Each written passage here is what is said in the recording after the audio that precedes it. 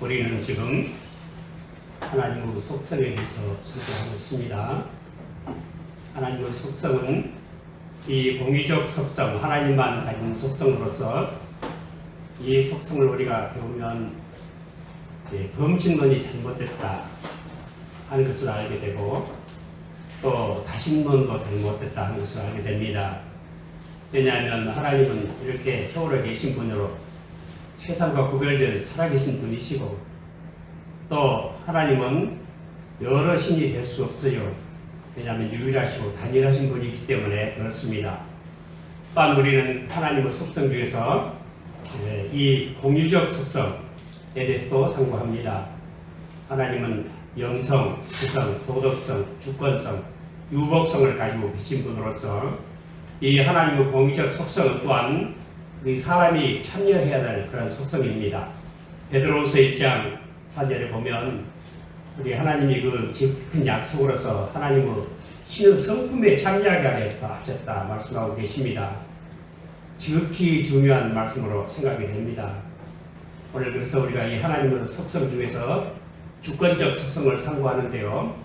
하나님의 주권적 속성, 공의적 속성은 또 두 가지를 우리에게 막아주죠. 하나는 이신론은 잘못됐다. 이신론은 뭐죠? 하나님은 세상을 만드시고 이 시계 태엽 감듯이 자연법칙이라고 하는 태엽을 감아놓으시고 하나님은 떠나고 안 계신다. 간섭하지 않으신다. 그게 이신론이에요. 디이즘이라 한 겁니다. 그렇게 하면 하나님과 우리가 교통할 길이 없죠. 그리고 하나님 계시도 없게 되죠. 잘못된 것이고 또 이 공의적 속성은 무신론을 막아줍니다. 하나님이 계시지 않다. 이게 무신론이죠. 우리가 하나님의 성품에 참여하고 있는데 어떻게 하나님이 계시지 않다고 말할 수 있겠습니까? 그래서 이 비공의적 속성은 범신론과 다신론을 방지하고 또 이 공의적 속성은 이신론과 무신론을 막아주는 것이다. 이렇게 생각을 먼저 하시기 바랍니다. 그 중에 우리가 하나님의 이 공의적 속성 중에서 주권적 속성을 우리 상고하고 있는데요. 하나님의 주권은 두 가지로 우리가 또 이렇게 상고했습니다. 하나는 하나님 주권의 하나는 하나님 뜻이고 sovereign will, 하나님 sovereignty 주권 중에서 하나님 뜻입니다. 세상이 왜 생겨났는가? 하나님 뜻이다. 그 이상 이유를 모른다. 그 이상 이유를 말할 수 없다. 또 세상이 왜 그렇게 생겼는가? 그것도 하나님 뜻이다. 하나님이 그렇게 원하시기 때문이다. 그 이상 우리 사람은 설명할 수 없다. 이것입니다. 그리고 하나님은 자기 뜻을 이렇게 주권에 의해서 구현하실 때 큰 능력을 가지고 계시다 하는 점입니다. 우리가 지난주에는 하나님 주권에 뭐 할 수 없다고 선고했어요? 저항을 할 수 없다. 이것이었습니다. 하나님의 주권에 저항할 수 없으면 어떻게 됩니까? 순복해야 된다 하는 것이죠. 오늘은 제목이 뭐죠? 하나님께는 불가능이 없다는 것입니다. 하나님 불가능이 없습니다. 하나님은 전제에 전능하신 하나님이십니다. 하나님이 전능을 omnipotence라고 그러죠. 영어로. 전제는 omniscience고 또 현재는 omnipresence라고 그러죠. 이 omni. 우리나라 말은 엄니 같죠? 엄니. 전라도 사투리 엄니예요. 자, 하나님은 불가능이 없다 하신 말씀입니다. 오늘 본문 말씀 다시 한번 봉독해 보실까요? 여호와께 능치 못할 일이 있겠느냐? 기한이 이를 때 내가 내게로 돌아오리니 사라에게 아들이 있으리라. 아브라함이 지금 나이가 99살이에요. 사라는 10살 차이니까 89살인데 빡빡 늙은 할머니죠. 그렇게 오래 산 것만 해도 하나님 보내죠. 자, 덤으로 산다고 우리는 봅니다. 벌써 성경에도 60이고 건강하면 70이고 가려봤자 80인데 이게 덤으로 사는 것 같아요. 우리도. 하나님께서 그 사라가 아들이 없어요. 아들이 없고 여종으로부터 난 누가 있죠? 이스마엘이 있었죠. 하나님께서 아브라함에게 99살 된 아브라함에게 저 마물의 상수리 숯불 곁에 이렇게 나타나셨어요. 네, 하나님 나타나실 때 사람의 모습으로 해서 세 사람이 이렇게 나타났어요. 네, 아브라함은 손님이 찾아왔는데 하나님인 줄 몰랐죠. 모르겠죠. 사람 모양으로 나타났는데 쫓아가서 그 앞에 땅에다 몸을 구부리면서 절을 하면서 이렇게 아주 친절하게 대접을 합니다. 내가 물 좀 떠올 테니까 발 좀 씻으세요. 그때는 다 걸어다니는 길, 포장도로가 어디 있겠어요. 황토길, 흙길 들어다니는데 발에 종먼지가 많이 묻었겠어요. 그런데 물 떠올 테니까 발 좀 씻으시고, 그리고 내가 음식을 좀 마련할 테니까 잡수시고 가세요. 나그네 대접을 합니다. 히브리서에도 나오죠. 나그네를 대접하다가 부지 중에 천사를 대접한 사람이 있다. 아브라함 이야기 아니겠어요? 그런데 아브라함이 여러분 손님 세 사람 왔는데 음식을 마련하는데 얼마나 마련하는가? 가루 서가 말이거든요. 가루 서말을 가지고 떡을 해요. 여러분 가루 서말을 가지고 떡을 하고 살찐 송아지를 한 마리 잡아요. 그리고 버터로 막 굽고 지지고 요리를 해요. 손님만 잡수시라고 했을까요? 자기 집안 식구도 함께 먹으라고 했을까요? 어때요? 손님 3분 오셨는데 서말로 떡을 했어요. 손님만 잡수실까요? 아니면 집안 식구도 먹으라고 했을까요? 예, 손님은 잔치고 집안 식구는 쫄쫄 굶고 있으면 그게 대접이겠어요? 집안 식구들이 손님 욕하고 그러면 대접이 안 되죠. 이렇게 아브라함은 인정이 많은 사람이 손님을 극진히 대접하고 이렇게 인정 많게 대접을 하니까 흐뭇하게 잡수시고는 내년 기한이 되면 내가 올 텐데 사라에게 아들이 있을 것이다 말씀하시는 거예요. 내 안에 사라가 어디 있느냐 물어보니까 지금 장막 안에 있습니다. 사라가 듣고 있었어요. 장막 안에서 듣고 있다가 사라가 아들을 낳을 것이다. 그러니까 어떻게 해요? 사라가 어떻게 했죠? 피 웃었죠. 그 불신의 웃음이었어요. 그러니까 갑자기 사라가 왜 우느냐 그러는 거예요. 깜짝 놀래가지고 나 안 웃었습니다. 아니 웃었다. 그래서 그 아들 이름이 이삭이 되는 거예요. 나중에 이삭을 낳았죠. 그래서 90의 아들을 낳아요. 그런데 하나님이 그렇게 사라 웃을 때 하시는 말씀이 오늘 본문이에요. 여호와께 다 같이 봉독합니다. 여호와께 능치에 못할 일이 있겠느냐? 기한이 이를 때 내가 내게로 돌아오리니 사라에게 아들이 있으리라. 팍팍 늙은 할머니가 아들을 낳게 한 그 하나님의 이름은 무엇이었습니까? 예? 자, 이렇게 다 늙은 할머니가 아들을 낳게 하는 이런 능력의 하나님 이름이 무엇이었어요? 잘 모르시면 17장을 얼른 보고 큰 영을 한번 해보십시다. 17장 1절 한번 보실까요? 다 같이요. 아브라함의 99세 때 여호와께서 아브라함에게 나타나서 내게 이르시되 나는 무슨 하나님이에요? 전능한 하나님이라. 그리고 너는 내 앞에서 행하여 완전하라 말씀하셨습니다. 근데 이 전능한 하나님을 뭐라 그랬죠? 전능한 하나님을 엘샤다이 하나님이라 그랬어요. 엘샤다이 하나님은 자연의 능력을 은혜에 활용하시는 하나님이에요. 이걸 전능한 하나님이라 그래요. 자, 사라가 아들을 낳는 거, 노인이 할머니가 아들을 낳는 거 자연적인 일이죠. 자연 일인데 이 자연의 능력을 하나님께서 이 할머니가 아들을 낳게 하는 이 능력을 사람에게 주세요. 은혜에 활용을 하시는 거예요. 그리고 자연의 능력을 은혜에 사용하신 하나님 이름이 뭐라고요? 엘샤다이 하나님. 엘샤다이 하나님께서 그 자연의 모든 능력을 우리 삶에도 베풀어 주시기를 축원합니다. 하나님께는 능치 못함이 없습니다. 하나님께는 불가능이 없습니다. 하나님께서 모든 것이 가능하십니다. 다 믿으시기 바랍니다. 우리는 그런 하나님 믿습니다. 두 번째로 스가랴 8장 6절에 보면 만군의 여호와가 말하노라 이 일이 그날에 남은 백성의 눈에는 기이하려니와 내 눈에 어찌 기이하겠느냐 만군의 여호와의 말이니라 말씀하십니다. 이 말씀은 한마디로 앞으로 예루살렘이 회복될 것이다. 예루살렘에 아주 기쁨이 가득한 희락의 성읍이 될 것이다. 근데 지금 예루살렘이 지금 망했거든요. 스가랴가 지금 이 말기에 선지자거든요. 학계 스가랴 이 나라가 없어질 때의 선지자죠. 스가랴는 말라기랑. 자, 그런데 학교도 그렇죠. 그런데 나라가 다시 회복되고 아주 희락의 성읍이 될 것이다. 노인들이 와서 길가에 나와서 즐겁게 놀 것이다. 참 너희 눈에는 이것이 참 기이하겠지만 내 눈에도 기이하겠느냐? 내가 다 능치 못함이 없이 이룰 것이다. 그런 말씀이지요. 여러분들 우리가 그 에스겔 37장에 보면 그 골짜기 군대 얘기가 해골 골짜기 이야기가 나오죠. 해골의 골짜기 가득 찼는데 이것이 살아나겠느냐? 내 말을 되어나라. 되어나면 살아날 것이다. 하나님 말씀대로 대어를 하니까 이 해골에 힘줄이 생겨나고 살이 입히고 가죽이 피부가 쌓이고 그 속에 생기가 들어가서 일어나는 거예요.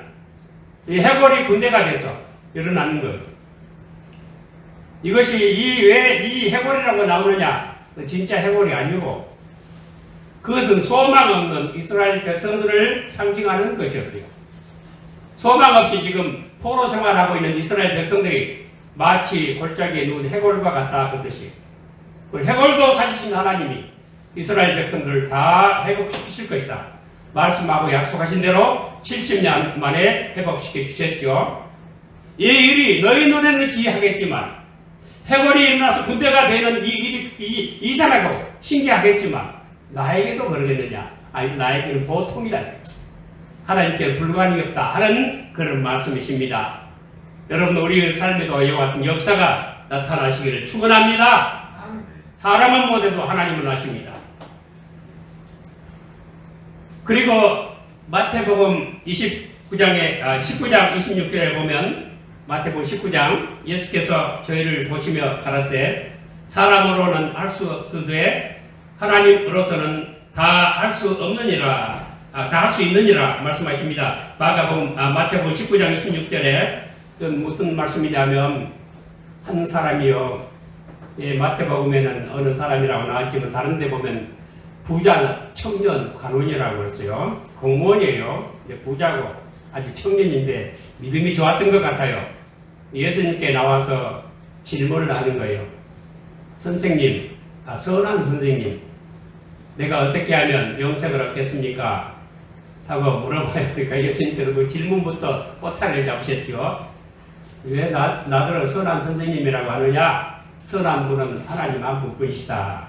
그렇게 말씀하세요. 우리 예수님이 선한 선생님 아니에요? 하나님 아니에요? 왜 그렇게 말씀하셨는가? 예수님이 하나님이신 줄 모르기 때문에 그러셨다는 거예요. 그런 예들이 많이 나와요, 성경에. 자, 그래서 여러분 우리가 사람이 선하다고 하는 건 딱 우리 세 가지 조건에 맞아야 된다 그러죠. 우리 믿는 사람들이 선하다고 했을 때 하나님 보시기 선한 것, 첫째는 믿음으로 행하는 것만 선한 일이다.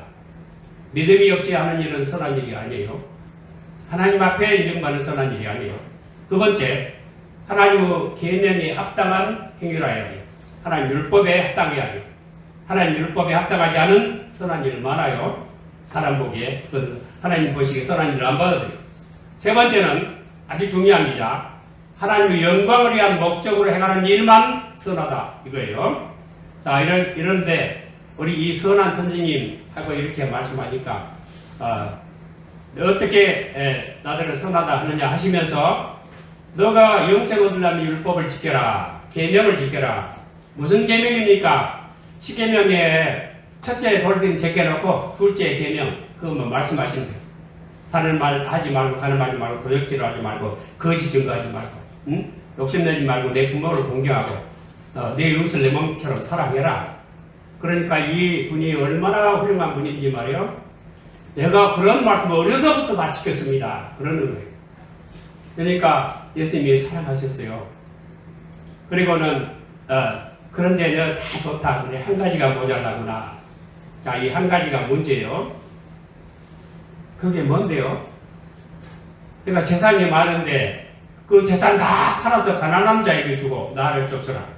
그러면 천국에서 큰 상이 있을 것이다. 말씀하세요. 그러니까 이 청년이 근심이 많아서 재산이 많으니까 그걸 다 팔아버리고 다 없애버리고 빈 털터리가 돼서 예수님을 따라하는데 그거 못하잖아요. 옛날에 우리 중세시대에 수도원 제도가 생겼죠. 이 말씀 순종하라고 그렇게 다 재산 팔아버리고 수도원 제도가 생긴 거예요. 자, 그래서 큰 근심을 하면서 예수님 떠나가는 거예요. 예수님 안 따라요. 그러니까 제자들이 물어봐요. 선생님, 그렇다면 과연 누가 천국에 들어가겠습니까? 그렇게 물어요. 그것은 우리도 그렇게 못합니다. 그 뜻이에요. 자기 재산들을 가족들에서 남겨놔야지 다 없애버리고 어떻게 예수님 따라갑니까? 그럼 예수님이 부자가 천국에 들어가는 것이 얼마나 어려운지 약대가 카멜, 낙타가 바늘귀로 들어가는 것보다 더 어렵다. 그렇게 말씀하시는 거예요. 그러니까 제자들이 놀래가지고 아니 선생님 그렇다면 누가 천국 가겠습니까? 아무도 못 갑니다. 우리도 못 갑니다. 우리도 그러나 다 마찬가지입니다. 그런 뜻이에요. 거기에 대한 예수님의 대답. 그것은 사람으로는 할 수 없으되 하나님으로서는 다 할 수 있느니라. 이 말씀이에요. 여러분 우리 천국 갈 때 내 공로 가지고 내 능력 가지고 내 선함 가지고 내가 적선했다. 그것 가지고는 천국 못 갑니다. 천국 갈 때 하나님 은혜로만 가게 됨을 믿으시기 바랍니다. 나는 이 말씀 믿어요. 우리 예수님 오실 때 예수님 나타나실 때 가져올 은혜를 온전히 바라라고 말씀하고 있죠. 성경에도 예수님 오실 때 새 은혜 받아야 될 천국 가게 될 줄로 믿습니다. 우리가 예수님 오실 때 휴거한다 그래요. 응? 공중으로 들려 올려 받아간다. 무슨 공로로 공중에 올라가겠습니까? 은혜 받아야 가지요.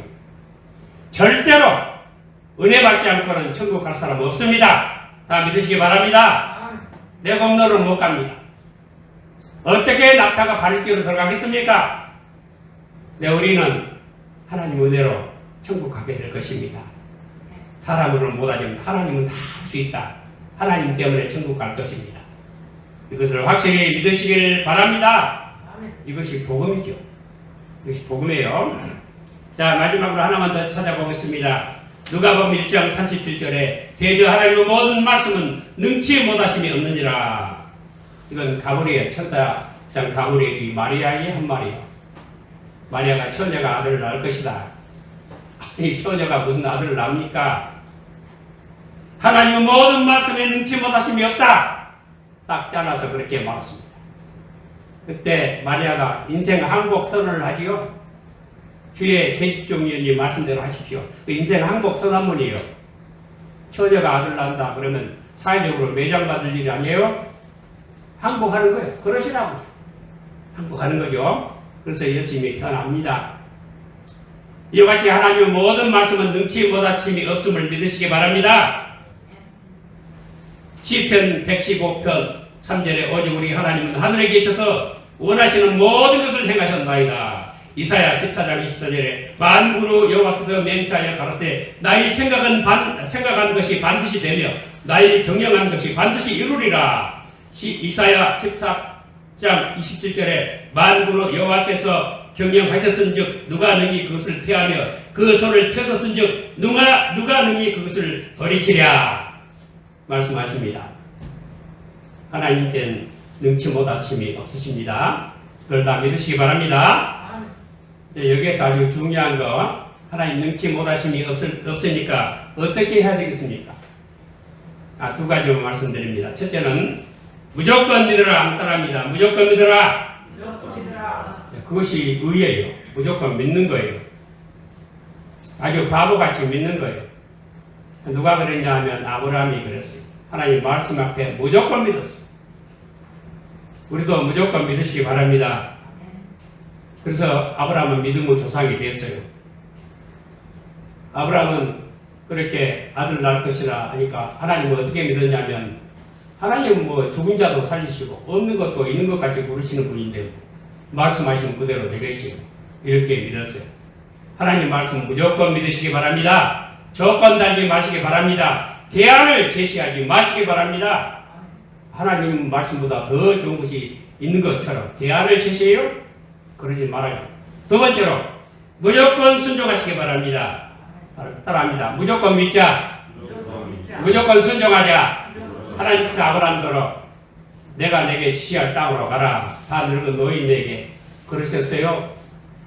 나이가 75세나 됐는데 아브라함 나이가 다 집 재산 다 걷어 싸가지고 내가 내게 지시할 땅으로 가라. 그러면 말이요 나 같으면 이렇게 했을 것 같아. 어디로요? 어디로 가라고요? 물어봤을 것 같은데 물어봤어요? 안 물어봤어요? 안 물어봤다고. 히브리서 11장 8절에 기록되어 있어요. 갈 바를 알지 못하고 갔대요. 가라니까 참 바보 같잖아요. 다 집 챙겨가지고 그냥 이거 저 싣고는 그냥 이사짐으로 가는 거예요. 아브라함은 어디로 갈지 몰랐지만은 한 가지는 분명히 알았어요. 뭘 알았을까요?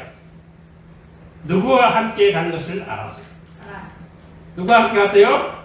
하나님과 함께 가는데 뭐 어디든지 다 내 땅이지. 그래서 갈대아 이 가나안 땅을 아브라함에게 기업으로 주신 분이 하나님이세요. 우리도 그렇게 믿으시기 바랍니다. 철저한 신앙, 철저한 순종입니다. 지난주에 내가 순종의 몇 가지라고 했어요? 5가지 말씀드렸죠. 순종하라, 청정하라, 복종하라, 부종하라, 존중하라. 오늘 아주 가장 중요한 말씀 드리려고 해요. 우리 죄라는 건 하나님 말씀 순종하지 않는 게 죄죠. 근데 제가 우리 순종하는 것도 교회 규범에 우리 교회의 법이 2가지예요. 헌법이 2가지로 되어 있어요. 하나는 도리적 헌법과 하나는 관리적 헌법이라는 거예요. 도리적 헌법은 우리 신경, 우리 신조, 요리문답 그런 거예요. 그것이 법의 법이에요. 그리고 관리적 헌법은 우리 교회 정치, 이 권징조례 재판하는 거, 이런 것들이에요. 이제 구분해요. 우리가 하나님께 순종하는 것도 2가지로 구분한다고 생각해요. 첫째는요, 우리 교회 열심히 나오는 거, 우리가 예배하고, 11조하고 헌금하고 하는 거, 어떤 의미로 관리적 헌법에 들어가요. 도리적 헌법이 있어요. 도리적 순종이 있어요. 그건 뭐냐? 제가 지난주에 말씀드렸어요. 우리 믿는 사람들이 진실과 정의를 따라야 한다는 거예요. 진실과 정의를 버리고 다른 거 순종해도 성경 말씀 우리 예수님 말씀 보면 다 외식이라고 해요. 외식 다른 말로 하면 위선이라는 뜻이에요. 예수 잘 믿고 교회 잘 다니는 것 같은데 진실성이 없어요. 거짓을 믿고 따라가요. 정의를 버리고 있어요. 지금 우리 교회 일부에서 하는 것이 이거예요. 그래서 다 그래야 돼요. 이 말씀. 유명한 분이 옛날에 코넬리우스 플랜팅가라 한 분이 이런 말 했어요. 자세히 정확히 인용을 못하겠는데 하여튼 죄라고 하는 건 죄인이 저지르는 어떤 일의 총화가 아니다. 죄인이 저지르는 행동, 어떤 일, 그것만 죄가 아니다. 죄라고 하는 교묘하게 우리 정신세계에 뚫고 들어온다. 그래서 이 정신세계, 즉 그 정신은 시대의 정신일 수도 있고 어떤 사기모 모임의 정신일 수도 있고 국가 정신일 수도 있고 그리고 정치 정당의 정신일 수도 있다. 여러분 우리 시대 정신이 뭐예요? 요즘 우리 시대 정신이요 차별화 금지 그거죠. 그 종교가 이렇게 서로 교제를 해도 전도를 하면 안 돼. 그 사람을 개종시킬 목적으로 얘기를 하면 안 되게 돼. 이 시대 정신이에요. 죄가 그렇게 들어왔어. 그리고 어떤 모임의 정신들, 우리 모임은 이렇게 하자. 동호회 같은 것도 동호회에 모여가지고 죄를 짓고 하죠. 그리고 국가정신, 일본이 전쟁을 일으켰을 때 빛은 동방으로부터 얼마나 좋은 멋진 말이에요. 국가정신이에요. 그래서 전쟁을 일으켜서 수많은 사람을 죽였잖아요. 지금 러시아가 하는 것도 그런 국가정신이에요. 그것이 애국일 수 있어요. 자기들은. 그리고 우리 어떤 조직이나 제도나 어떤 전통에 이 정신이 들어와서 이것을 부패시켜요. 여러분 우리 교회가 정당 만들어가지고 우리 성경에 보면은 그 당 만들지 말라고 얼마나 많이 있어요.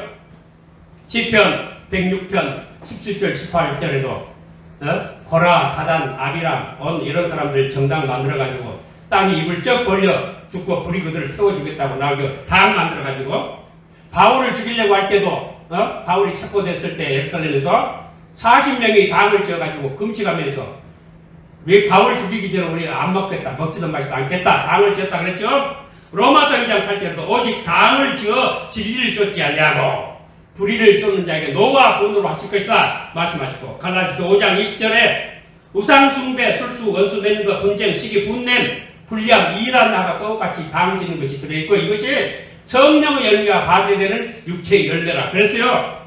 유다서 1장 19절에 이 사람은 당을 지는 자며 육에 속한 자며 성령을 얻는 자라 그랬어요. 이거 좀 성령 충만하면서 당을 짓고 당에 가입하라고 몇십 명씩 가입을 시키고 거기서 권세 얻었다고 내가 이 정권 내가 이렇게 창출했다고 자랑을 해요? 정권이 지금 어떻게 가고 있는데요? 응? 그 지금 뭐 그쪽에 당대표 선거한다고 보니까 세상에 바이든이라고 들리는 사람이 있다고 바자도 안 나오는데 날리면 때 바이든이라고 했다고 그 사람은 신의비를 가진 사람이라고 이러더랍니까요? 내가 오늘 들어봐서 오늘 아침 들어봤어요. 그렇습니까? 이 이성에 대한 폭력이에요. 지금 이 시대가 이렇게 부패했는데 교회가 그길 따라가서 거기에 지금 그 무속신앙도 있고 이단들도 있어요 지금. 응? 그쪽에 통일교랄지 신천지 그런 사람들이 지금 다 권력을 잡고 있어. 그 중에 있어요. 수많은 거짓말을 양산해 가고 있고 우리 교회 목사님들이 지금 가면 영어로 하면 가라불 크레디스라고 뭐라 그래 기각이 안 봐. 응? 잘 속아 넘어가요. 그런 이단들 거짓 선전에 당 만들어가면 진리를 쫓아갈 수 없게 돼 있어요. 순종할 수 없게 돼 있어요. 우리가 뭐 교회 다닌다고 뭐 헌금한다고 그렇게 외형적인 종교 문제 아니에요. 우리가 하나님의 속성을 왜 배웁니까? 하나님의 속성을 떠나서 다른 짓 하면 그건 순종 아니에요. 전능하신 하나님 섬기는 것이 아니에요. 이렇게 설교해도 괜찮을지 모르겠네요. 지금 이 시대가. 이제도 이제 살만큼 살았으니까 뭐 어떤 일이 닥쳐도 영원까지는 못 지키겠죠. 여러분 이런 시대에 우리가 하나님 말씀대로 아주 간단히 말해서 진실과 정의 편에 서시기 바랍니다. 진실과 정의가 어긋난 거 절대로 흔들어 가지 마시기 바랍니다. 그런 지금 우리 정신세계 죄가 파고 들어왔어요. 이럴 때 하나님의 속성대로 살아가는 그런 진리의 참된 사람이 모두 되시기를 오늘 주님 이름으로 축원을 드립니다.